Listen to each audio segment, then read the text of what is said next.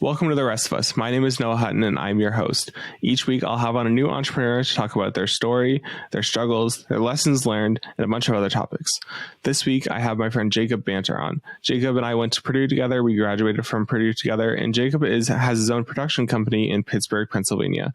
He focuses on law firms, which is a really interesting niche, and I asked him about that a little bit in the interview. So I'm really excited for you to hear our full conversation. And without further ado, here is my interview with Jacob Banter.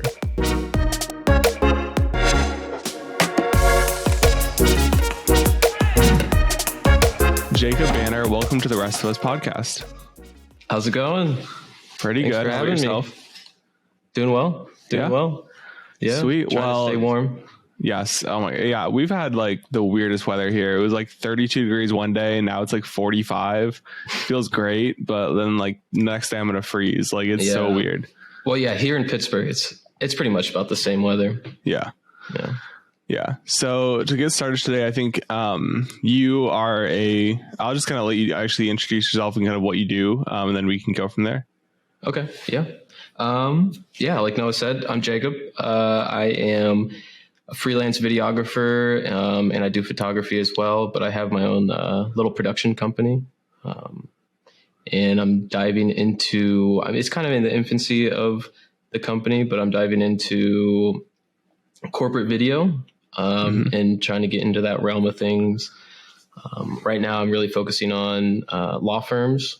Okay. So that's kind of a lot of my outreach. But yeah, we do any sort of media for a number of different corporate companies. But yeah, that's kind of where, after a long time, that's kind of like the niche I'm falling down into that I really like and enjoy and feel like I am starting to get to know. So before we even get started, I'm just curious, like, what does video for law firms look like? I feel like, is there any concern about like privacy for clients, or is it just promoting like the actual like firms people or anything like that? How does that work? Yeah, most of it is like about us videos, trying to get like a personality for certain firms on screen that they can put on their website.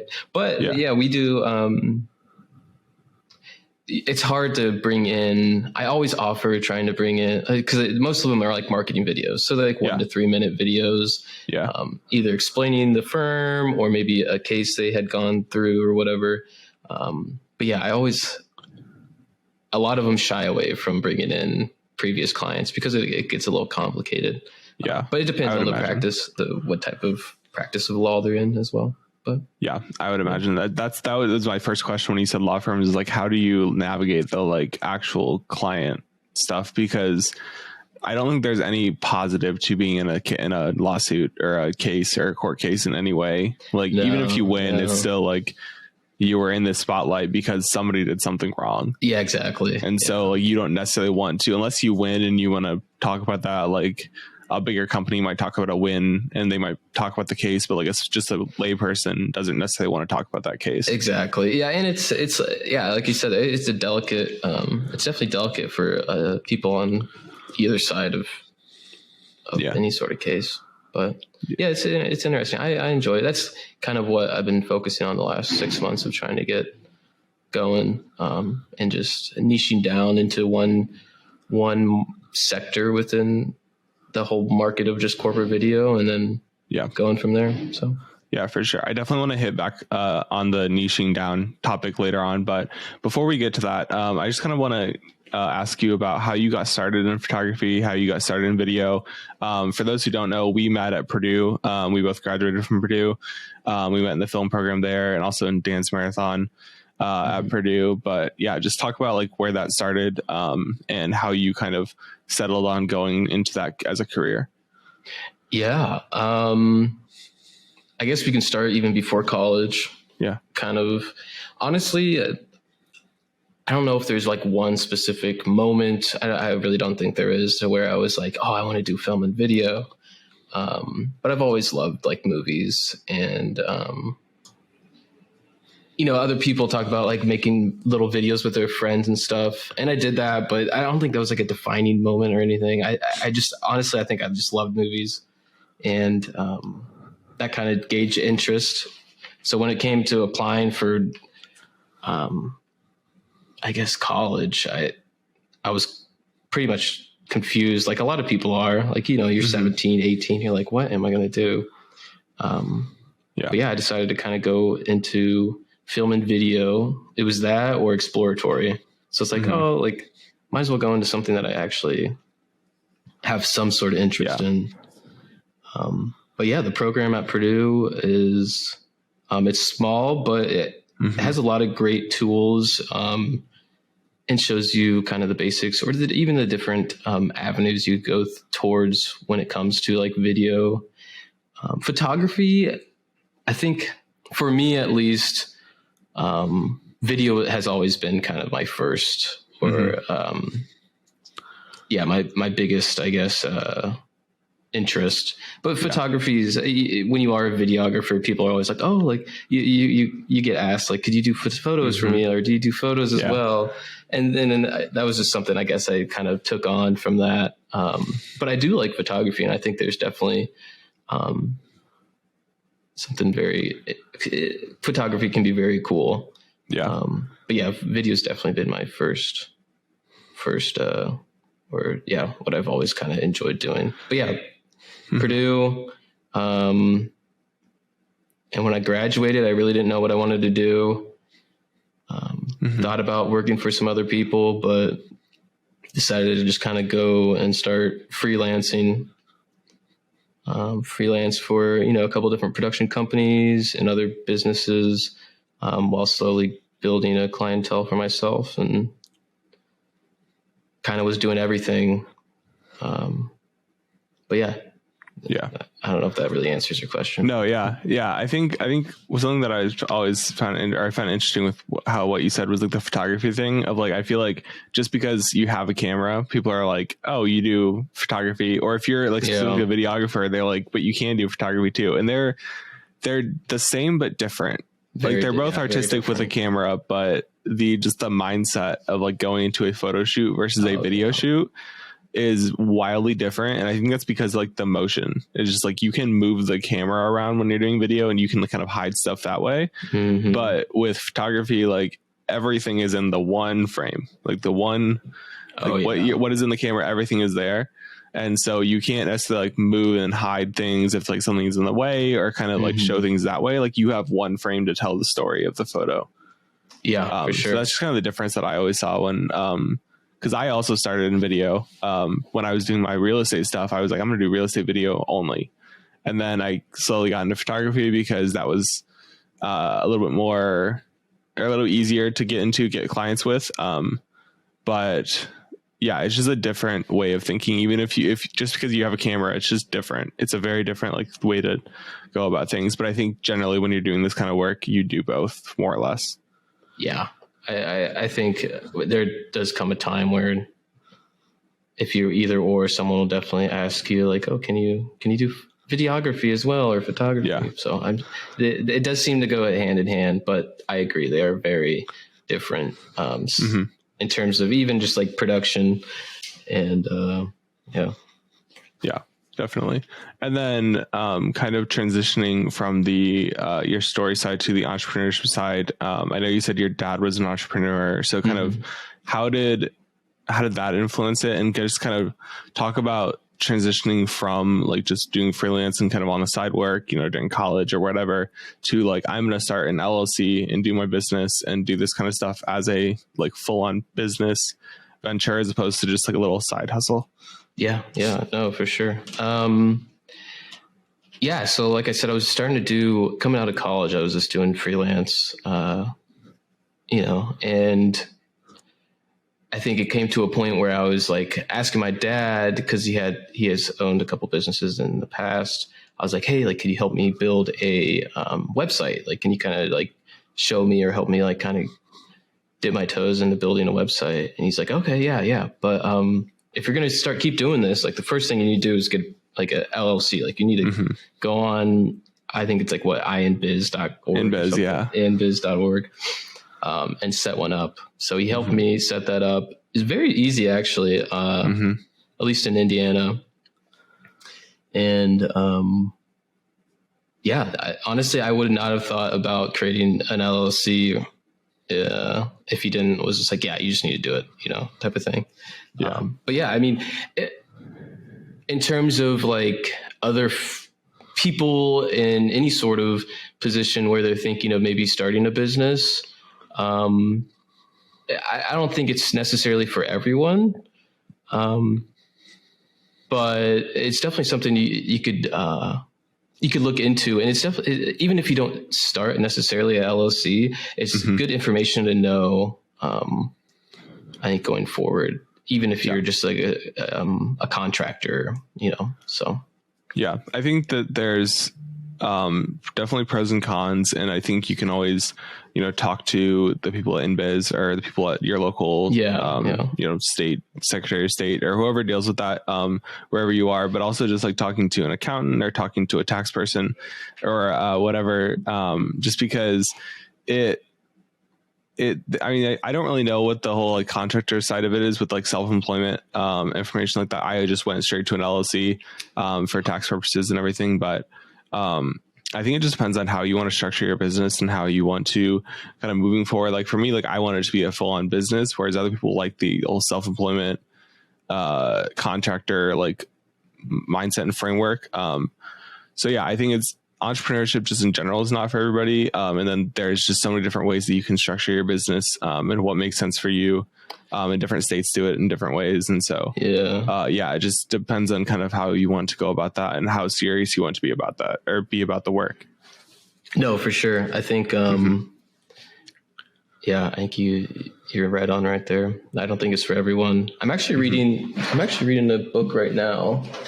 The E-Myth Revisited. Okay. I've never heard of that one. Michael E. Gerber. But he kind of talks about the differences between like these different personalities within an entrepreneur. Like you have the technician, you have the manager, and you have the entrepreneur. And the technician is kind of the person that has those skills, like for us, like the videography skills.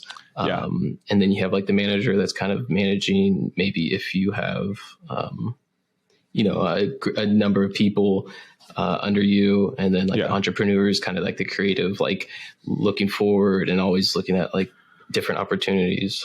So that's an interesting read. But yeah, like the technician, like you said, I don't think not everyone necessarily needs to take that leap from being just like a technician to an entrepreneur. Some people are comfortable with just being a technician, or just being, I guess a contractor or whatever. But and I think with entrepreneurship, you have to be everything. Like you have to be a people person. You have to be, even if you don't want to be, you have to be a people person, but you also have to know your stuff. And like, you have to be a technician. And that's kind of where a lot of entrepreneurs, I think, start is like, whether you're a baker or you're a videographer, a photographer, or you're an accountant or a marketing person or whatever, like you have to know your stuff. You start out as a technician and then you make that leap to do it on your own, as opposed to, cause like you can more or less go to, I know the hiring market's kind of dismal right now, but you can go into any firm and kind of use your skills that way. But it's such a different mindset and also just a different responsibility of like what you have to do as an entrepreneur. Like I am not a salesperson, but every day that I talk to a client, I'm selling myself and trying to get them to use me. And so it's so different. And if you don't understand that, you will understand that very quickly. What other skills you need to bring into that, the entrepreneurship kind of business journey. Because it's a lot more work than just like doing what you love, because there's all the legal stuff and tax stuff and then just business stuff and doing everything on your own. Whereas if you're working for another business, there are other people doing that for you and you're just doing the technical stuff. So, yeah, for sure. So a little bit of a transition, into something I want to talk to you about, and something that I've always struggled with, especially starting out, was how to price yourself. It's something that I think creatives especially have a really hard time with if they are doing their work for money for the first time. It's just not a natural thing to say like, I am worth this amount of money for this much time. And especially if you deal with things like imposter syndrome or you're a perfectionist or like all these other things that kind of go into creative work. It's so hard to determine how much you are worth and how much your time is worth. and kind of present that to somebody with confidence, because that's the biggest thing is like I think a lot of people learn that they can ask for a lot more money than they think they're worth if they are confident enough. So kind of talk about how you started out pricing yourself, how you just kind of determined that. And then today, like how you, as a more of a business structure, like how are you determining how to present that pricing to clients? Yeah, no, that's a really good question because it is super tricky. And I don't think there's necessarily like one answer. Yeah. But in terms of starting out, some good resources would just be to look at like your competitors, like who you have around you that are maybe doing something similar to you, and gauge what their rate is. And there's a lot of videos on YouTube that would tell you, you know, specific numbers, but again, yeah, I think looking at your competitors is a good option. But then also, I think a big mistake maybe I've made in the past is giving out services for free. Yeah, I think that's maybe something you could do, maybe starting out, maybe once or twice. But it makes this weird relationship between you and that client to where they almost don't value you as much as even if you just like charge them something minimal, they almost value you more. So I think, right now, I think I kind of shy away from telling people to maybe give out services for free. Yeah. Starting out, but I mean, it's hard. And there's so many, it depends on what you're doing, like real estate, photography and videography. There's definitely a lot of resources out there you could find about that. But like, let's say you're like going into doing like hotel travel promo videos for like, you know, hotels in the Caribbean or something like that can be a lot harder. Yeah. It's so just do your research. Yeah. I think that whole thing about giving out services for free is so like controversial in a way, just because like it is a way to get started. And I think for a lot of people, it is important to like, especially for creatives and people like us, like we need a portfolio. That's like our selling point is like, I can tell you that I can do videography, but if I don't have the portfolio to back that up, it's a lot harder to get clients. So free, like doing work for free does kind of come with the territory a little bit, but it does create that weird expectation from clients of, you know, you did it for free once, like, oh, just 10-minute video here, 10 minutes here. Like, can you shoot this real quick for free or whatever? And going back to them and saying like, okay, now that I have this portfolio, the same video that I did for you for free, I'm now charging $300, $500, $1,500 or whatever. Like my hourly rate is 30, 50, 75, whatever it is, you know, it's such a weird relationship to go back to the people that you already did work for free. And a lot of the times, at least for me, like I thought, you know, I did the work for free, but the value that it provided was not free. If that makes sense. Like I did my best work, but for free. So you go back to them and like, they're going to pay for something that was already free. It's just a weird client relationship. So yeah, I think it can be dangerous to do at the start. I think the sooner that you can start charging for your work, the better, because it helps you understand what or how that relationship works, how to manage that, the payments, and how to understand and kind of communicate what you're charging for and why you're charging that amount. So even if your prices are lower at the beginning, you can just start charging anything for your work, and then you can kind of work from there. But that also is kind of a weird thing of like starting your price really low. I kind of dealt with that. And I'm dealing with this right now of my real estate stuff. I started out like bottom tier, like pricing, but just to get clients and to get work. Yeah. Whereas the people in my area are charging, you know, $50, $75 more, $100 more, $200 more or whatever. But, you know, you have to understand that, that like, even if you start your prices low, it's not sustainable. And so it's important to kind of understand all of these different aspects of how to price yourself, because you will have to raise your prices in the future, or you might change how you're pricing yourself in the future. And just, it's a very complicated concern and relationship with the clients. For sure. Well, and I think another big piece of that, like what you said earlier, is like finding your confidence. And that can be super hard, like hard starting out. And even like for me, it's still like it's hard to find your confidence, especially if it's like someone coming to you, asking you to do a project you might have not or haven't done yet before. But yeah, I think it is important to maybe, in whatever way, find your confidence in what you do. Yeah, for sure. I think. Yeah. Oh, sorry. Go ahead. No. Go ahead. Yeah, I was gonna say I just got a gig, and it was a lot more money than I've ever charged for a project, and it's something that I have not necessarily done before, and it's a weird feeling of like you hear like I asked them for their budget, and their budget was this, and then I was like, well, if like that amount of money for this work, it's like it's such a hard ask because if you're not confident, but if you say like I am worth this amount of money.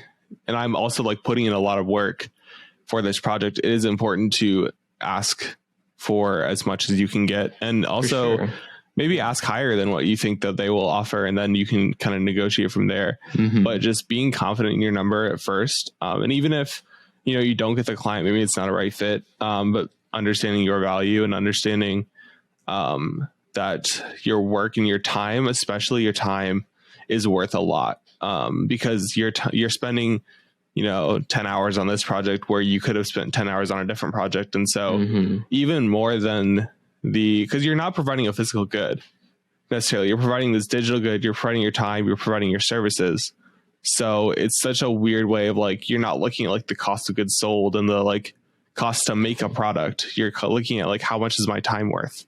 And how much is my gear worth, and how much is my software worth, and my computer worth, and all this kind of stuff. That all goes into what determines your price. And such a complicated thing to understand, and something that I think they don't teach you anywhere. Like you can't really like learn this unless you either do it or somebody tells you like how much you want to pay or how much they want to pay, and you kind of go from there. Nobody really teaches you it. You just kind of have to do your research, put out some numbers, see how it works, and go from there.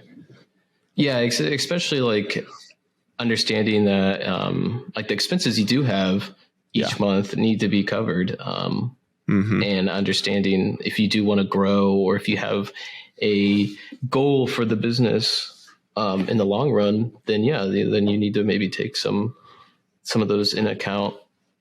Yeah, so for sure. I was talking with I was at a networking event couple days ago, and there was an accountant talking about how when you go to a restaurant and you see, a $40 steak or $100 steak, that steak is not costing the restaurant $80 or $100 to make, but you are paying for the building, you're paying for their staff, you're paying for the ingredients, you're paying for the equipment in there, you're paying for the cleaning services, you're paying for the plumbing, and you're paying for like the electricians, you're paying for their taxes, you're paying for everything, and then a little bit of profit on top of that.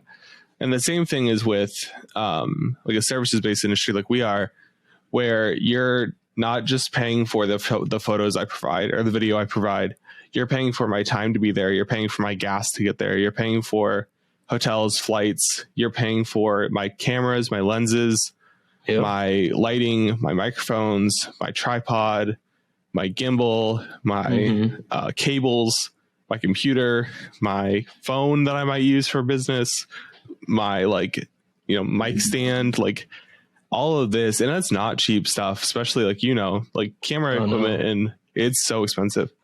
And like a lot of times you'd need it and there's some things you don't need. Like you can get away with cheaper gear, or you don't need this tool, but a lot of the time you need a camera and a lens. Like that's just not negotiable. And so like when people say like $500 for a photo shoot or $1,000 for this video, it's like there are so many things that go into this. And then on top of that, you have memberships to Adobe, or you're buying your software, or like stock footage websites. If you're part of associations, they have, yearly membership dues. Just all of these things that people don't think about that go into your pricing. And then as an entrepreneur, you have to think about that. Like, what is your monthly cost, and how do you cover that with what you're charging for the project? For sure. No. It's tricky for sure. Yeah, I think, For me, so I moved to Pittsburgh in May. So I've been here for like 6 months. Yeah. And when I first moved, like I was starting all over, right? Like I had no clients. I had been reaching out to people, trying to stir up business, but essentially I had like no clients. And it was just kind of like starting all over for me, which is definitely uncomfortable, but sometimes it's like good to put yourself in those uncomfortable situations. But yeah, in terms of like my pricing structure now, I'm starting to lean more towards project based structuring for pricing. So like I might have a bigger project and I'm going to have to hire like a couple different people in. So that's put in there. So it's less like one man band shows and more like teams. But then, you got to put in that profit margin as well. I think that's definitely super important. I think that's something that I never really thought about in the beginning. Was I always had this mindset of every dollar I make is going to go back into the business.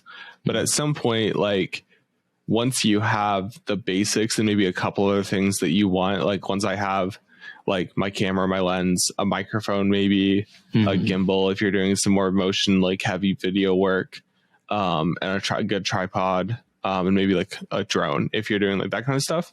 Once you have that and you can like get by with what you have, it's important to start thinking about how can I pay myself? Because if you want to do this in the future, you're going to have to pay yourself. Like you're going to have to take an income, because then you have personal expenses and you might have a wife and kids, or you might have like all of these like food and travel and family and all this kind of stuff that you have to think. So something that I'm kind of in the new year thinking about is like, okay, I made all the investments, I spent however much I spent this year on gear, probably too much, but at some point, like I just got to start paying myself. And I think it's really important to even like early, and even if you're not going to do it right away, think about in the future, like what can my profit margin be? Like how much of this can I start putting away to pay myself eventually? Or like, could I get by with, only 50% of what I make in this project be reinvested in the business in the future? Like right now I'm putting 100% of it back into the business, but like, can I survive on 50%, 75%, whatever it is?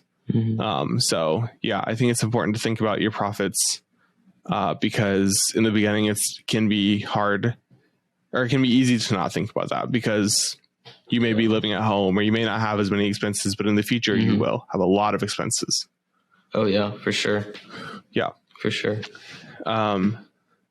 So kind of another transition into, you talked about going to Pittsburgh, getting a whole new client base. So that is something that I think a lot of people may have experience with. They're moving, especially out of college. Like you don't necessarily know what you want to do. You don't necessarily want to move back home to your hometown. So you want to go somewhere else. Like what was that process like of finding new clients, and how did you go about that? Like kind of before you got there? Yeah. So before I got there, probably like a month or so, I started just like cold calling people. Cold calling businesses, and actually a lot of lawyers. So like my idea was that, okay, like if I was going to break into like a market to start out with, I think law firm, or like, or lawyer, not lawyers. Sorry. I'm real estate. I'm getting jumbled away. Real estate is what I tried to dive into coming in back in May. So I was reaching out to a lot of realtors, and firms, and I got in with a couple of them, and I just figured that would probably be at that time, that's like what I had to showcase most for one. And it's something that I could do by myself. Because I didn't know any other freelancers in the area. But yeah, honestly, just cold calling, got a couple gigs. And then from there, word of mouth, and then started to try to make kind of more of a transition into more corporate stuff. Actually got connected with 2 different production companies, and I was doing a lot of freelance for them for a little bit over the summer and into the fall. But yeah, at that point, most of it was word of mouth. Like I think it's important to just get out there, get your name out there. Cold calling does suck. It is not fun at all. Nope. But it's something that if you're able to do it, I definitely highly recommend, or even just trying it out, and definitely taking baby steps into it, because it'll definitely be shattering at times. People just like, yeah, please don't call back, just like, please don't call back. So, but right now I'm actually starting to get an ad campaign organized, to show off what I've been talking about with law firms, trying to reach out to them. So it'd mostly be on like YouTube and Google ads, but love that. Yeah, I think cold calling is the worst. But I always found, and I think part of this did come with like doing like dance marathon and like doing like bucket blitz and all those like cannings and stuff like that. Yeah. Like you get no's all left, right and center. You get told no every other person, or like there's the Boy Scouts there and you're competing with them. Like I think that helped me a lot with cold calling, because I wasn't like, after the first like 2 or 3 calls to realtors, I was like, I just want to keep doing this because I'm going to get a yes eventually.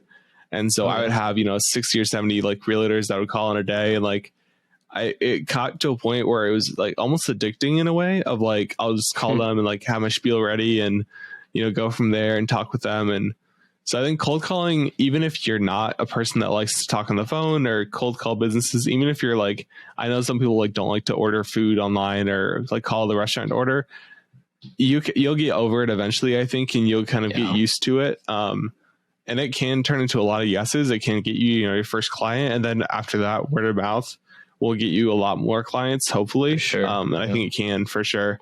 That's kind of where I am at this point of like, I'm starting to get a little more word of mouth. But it's all started with cold calling, calling realtors saying like, hey, can I come by your office and drop a card, or like just going to their office? Like, can I come talk to you about this, drop a business card, whatever, going to meetings and associations and all that kind of stuff. Yeah. So, you were saying that last week. Yeah. Associations. So I work in like the association world. Like I have a part-time job doing that. So that's kind of where I kind of got that idea from, was going to like the board of realtors in my local area, or the association of realtors a county over or whatever. But yeah, I think there's a lot of different ways you can do that. Just getting your name out there and getting your face out there is huge, because like a cold call is good, but a face-to-face meeting is even better. Oh, yeah. So that's something that I would say, if anybody's like looking to get into services, like get your face out there even more than just your voice. Like go to the office. Don't just call the office. Yeah.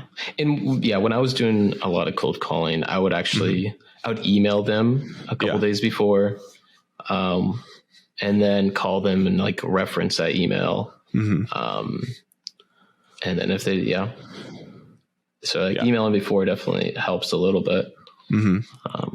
But yeah. And if you can get somebody to kind of like warm introduce you, like, oh, I have a friend at that office or whatever, like, even better.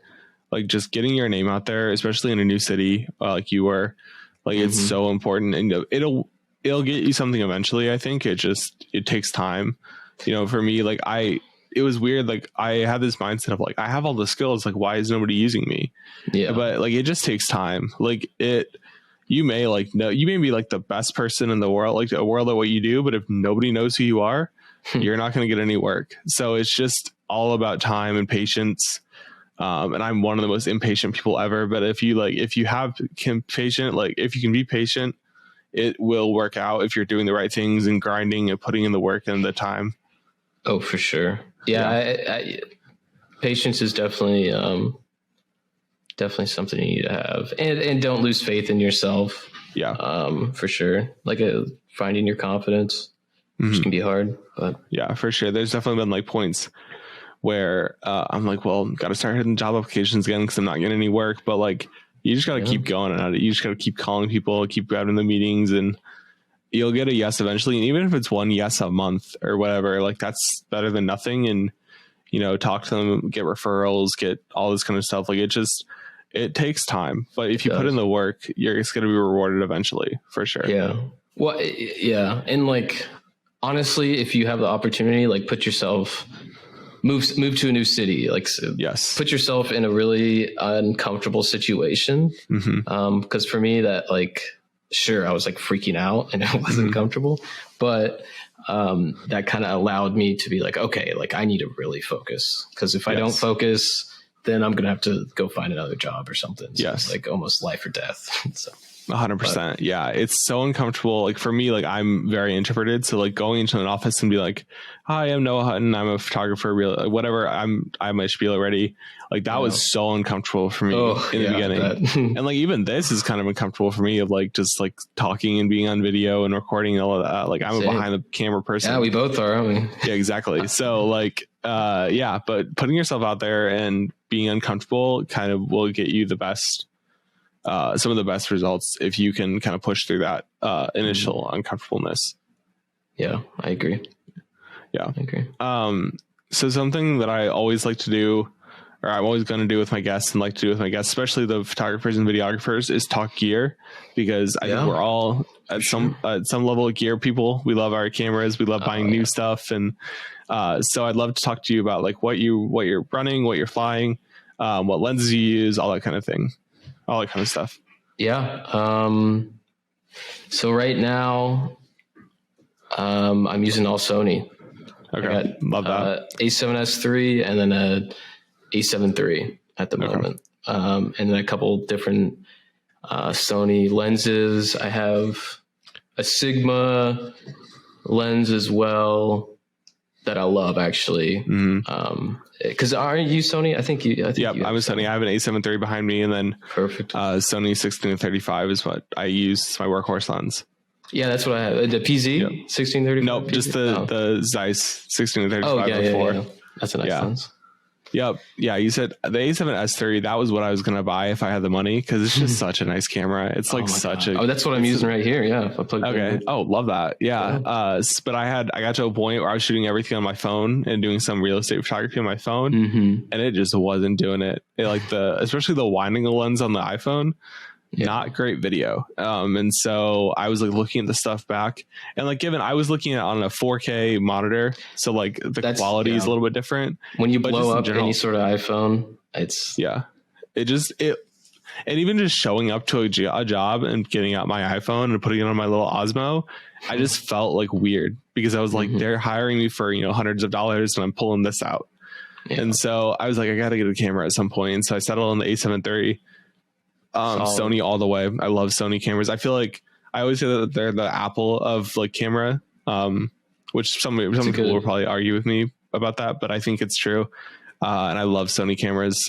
Campbell Boston actually was the first one that introduced me to Sony. I got to use his A7S II, I think, or something. A7R. Whatever he has, A7R or something. And so I was like, I'm never going back to Canon. Because Purdue has Canon and everything. But did you see that they just got Blackmagic 6K pocket cams? I did see those. Yeah. I follow them on Instagram. I'm very jealous. I feel like they upgraded a lot after we left of like gear and stuff like that.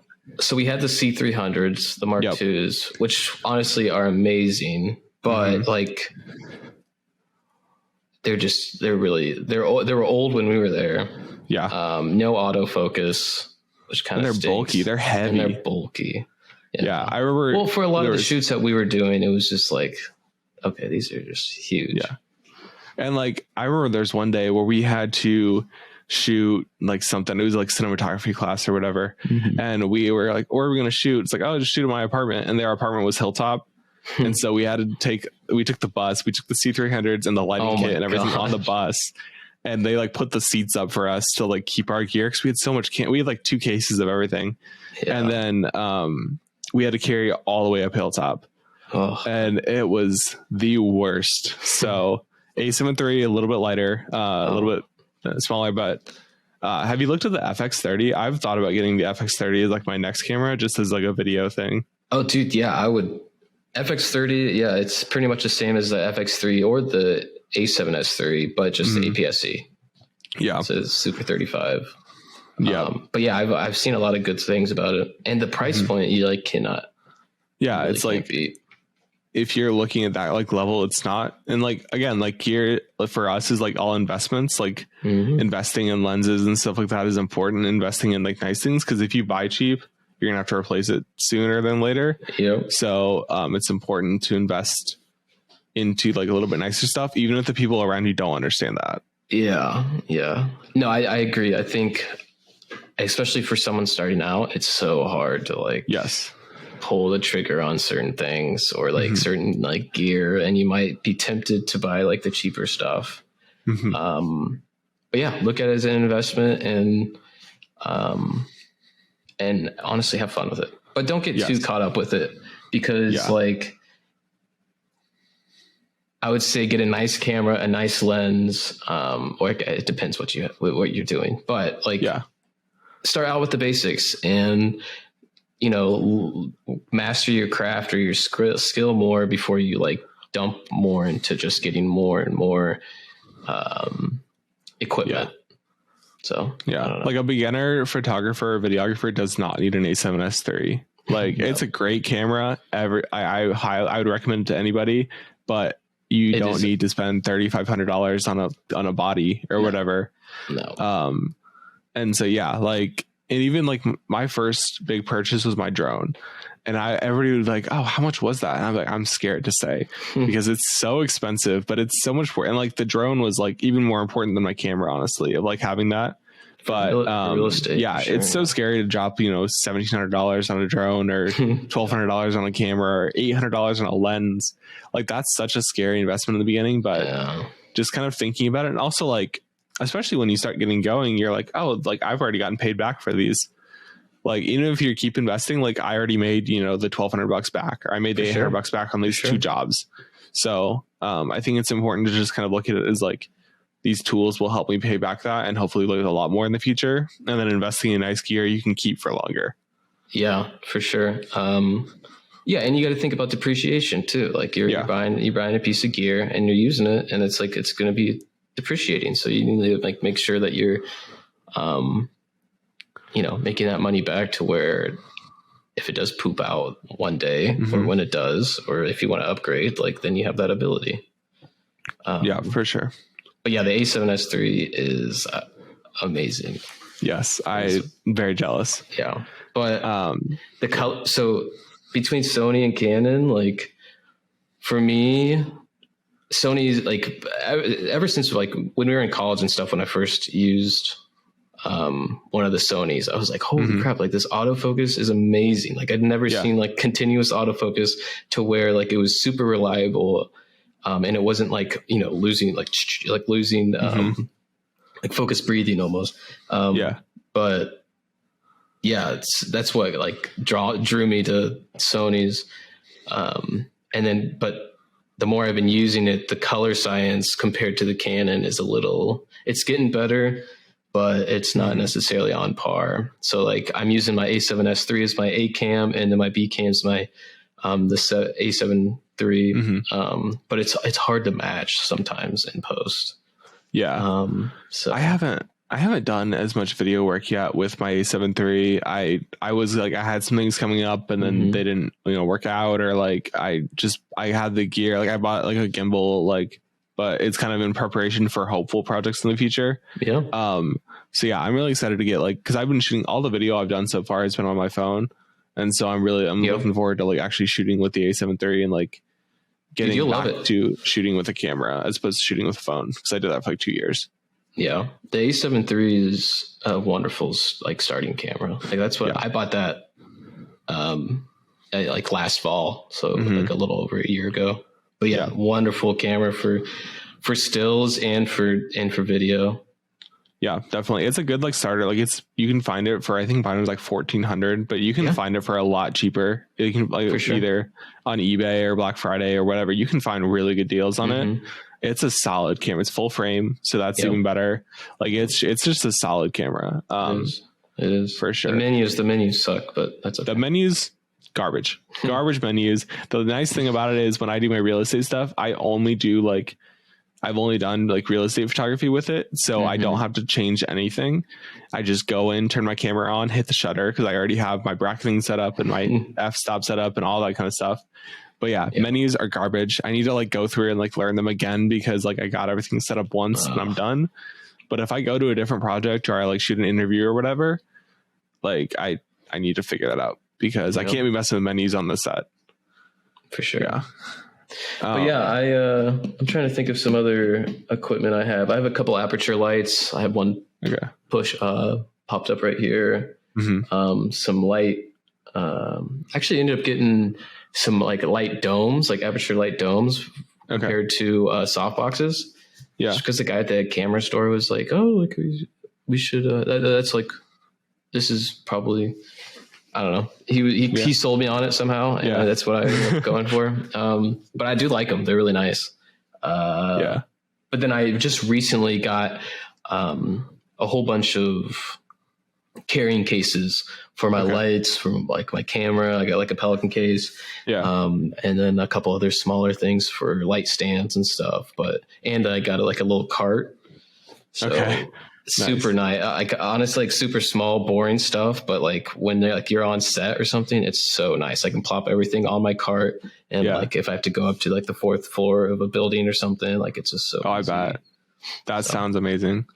Yeah. What I assume you have a gimbal. What kind of gimbal do you use for your shoots? I have an older gimbal actually. It's a Crane Zion 2S. Zion. Zion, whatever. I don't know. I'm never gonna get it right. I've given up on trying to pronounce that. Yeah. But yeah, it's a 2S. So I think I got it like 2 years ago, maybe 3 years ago. Yeah, I was talking to Catherine Yeah, I've heard good things. I know Catherine runs the 2S, and she was saying really good things about it.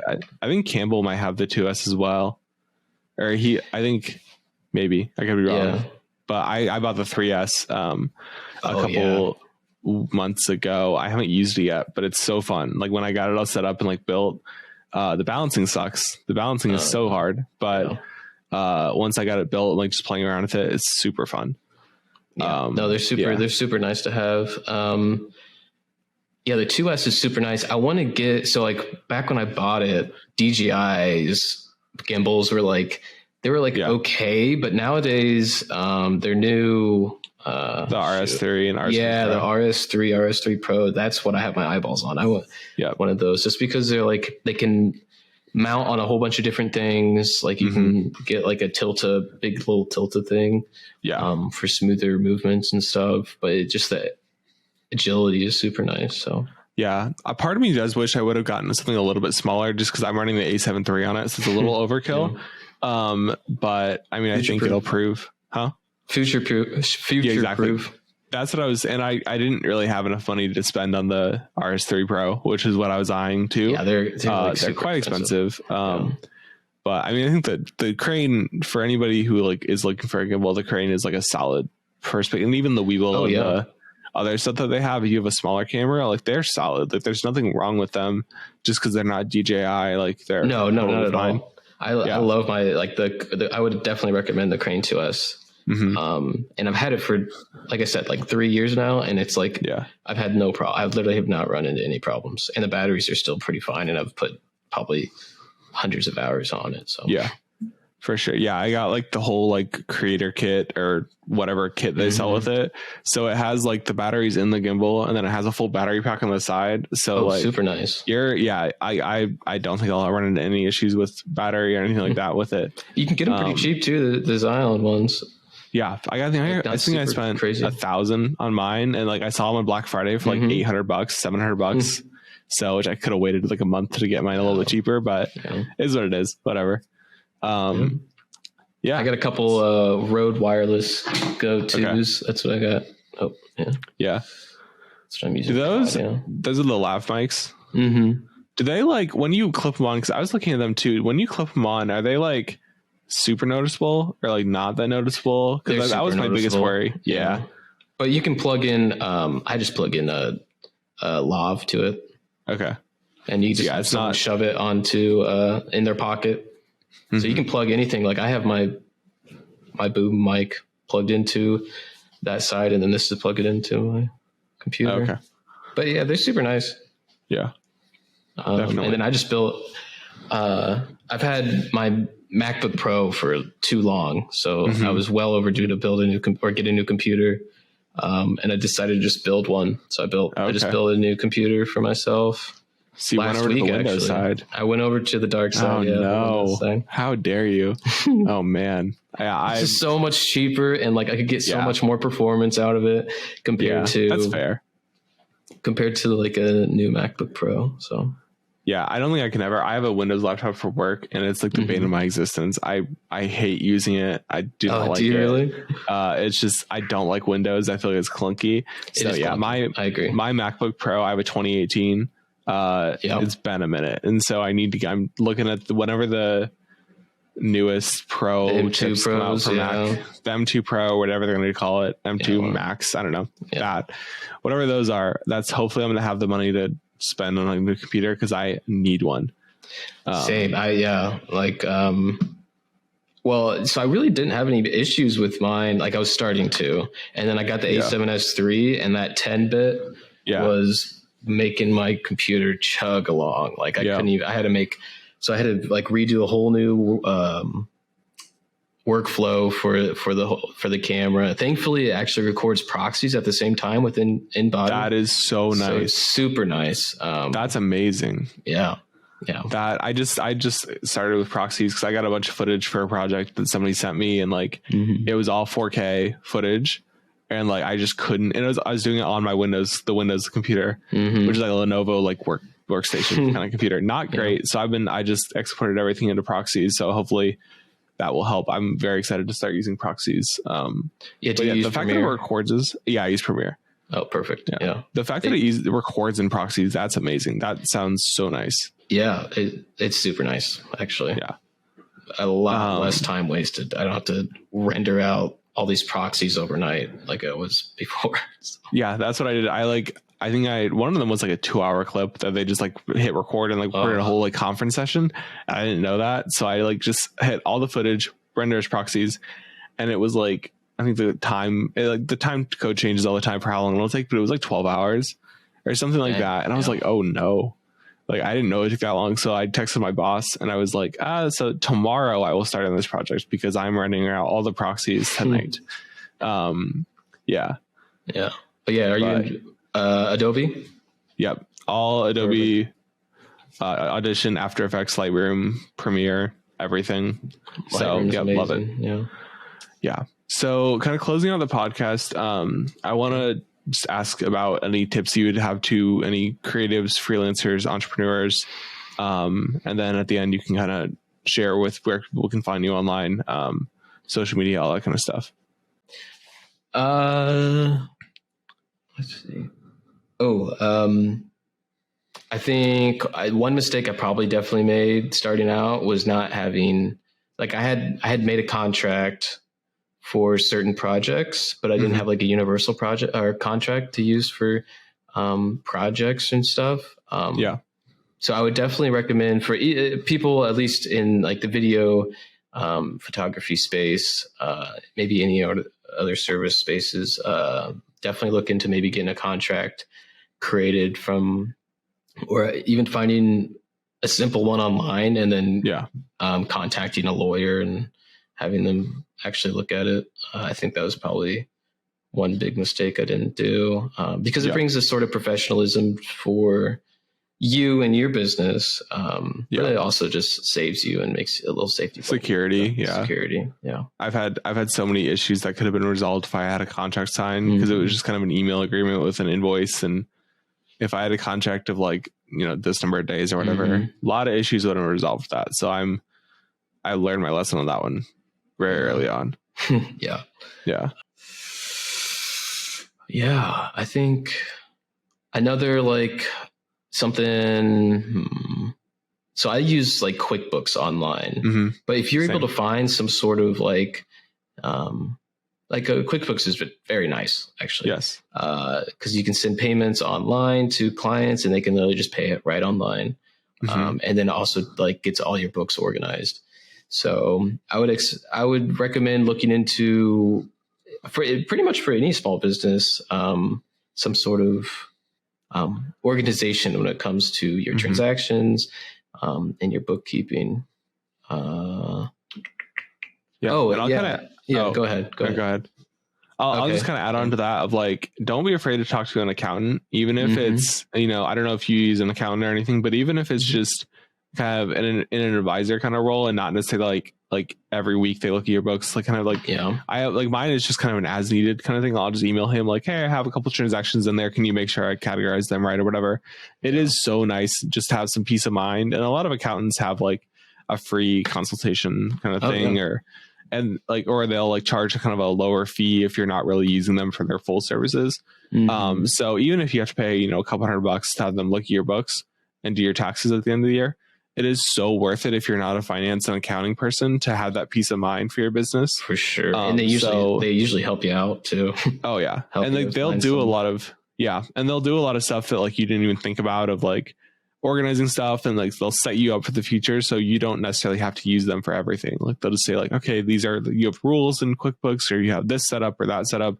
So like a lot of things are automated and they're just great to talk to. So don't be afraid to invest a little bit of money into an accountant at the beginning. And then you can kind of go from there. Yeah. Another thing I remember us talking about when we talked last week briefly was like starting out, like not really knowing what you want to do, or like not really having an idea of, it could be intimidating to like jump into a space and be like, okay, like I'm not really sure what I like, what I don't like. And that could be discouraging. So I think it's important to understand that like as long as you're getting yourself out there and you're doing things, you'll understand and you'll come to learn pretty quickly what you don't like, what you like. And I think this comes like, I guess anything in life too, not just business, but just like, as long as you're like out there doing stuff, learning, it's more of a journey than just like, than what you probably ever will think. So that's at least what I'm figuring out every day is like, geez, this is definitely more of a journey, but I'm here for it's a lot longer term than you think it will be. But it's important to just start somewhere and like get that first portfolio piece, get that first contract, get that first job, do a job for free just to get on the board. Don't do many jobs for free because you can kind of get into some trouble with that. But yeah, just starting is so hard, but so worth it. That's like how this podcast came up, was like, I had this idea and I was just kind of rolling with it. Like I talked to some people and they're like, until you hit record with somebody, you have no idea what you're doing. And so like, until I hit record, like I know how to do a podcast. I think I do at least. And like, I know how to like the technical stuff, but just like, you have to start somewhere and you have to just work it out as it goes. And that's kind of with any business. You just kind of have to do it at some point and get hit a couple times, get back up and kind of keep going. Yeah, for sure. Yeah. That's right on. You're going to fail. Yes, definitely. Yes. You got to fail to succeed for sure. So Jacob, thank you for coming on. If people want to find you online, where can they find your services, your website, social media, anything like that? Website is banterproductions.com. That's with an S at the end.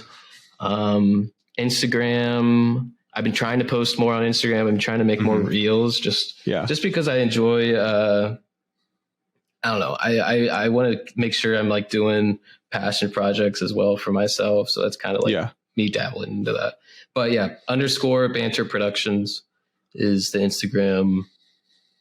I think those two are kind of, I'm on LinkedIn, you can Google me, Banter Productions. I think you'll come pretty right away.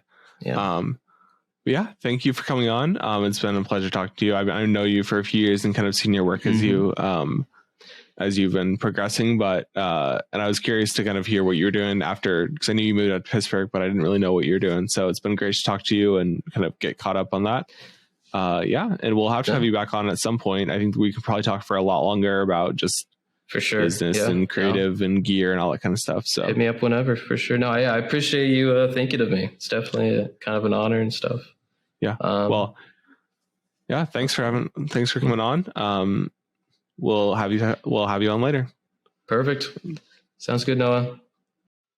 That was my interview with Jacob Banter. I hope you enjoyed it. I know I enjoyed our conversation. I'll actually be having Jacob back on for another episode because he has some big things coming up in the near future, and I'm really excited to talk to him about that. If you could, please leave a rating and a review on the podcast platform of your choice, whether that be Spotify, Apple Podcasts, or another platform.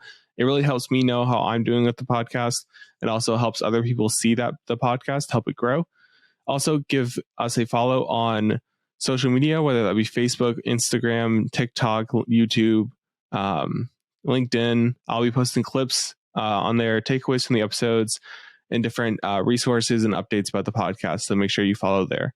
Also, in the show notes, there is a link to the newsletter, the Rest of Us podcast newsletter.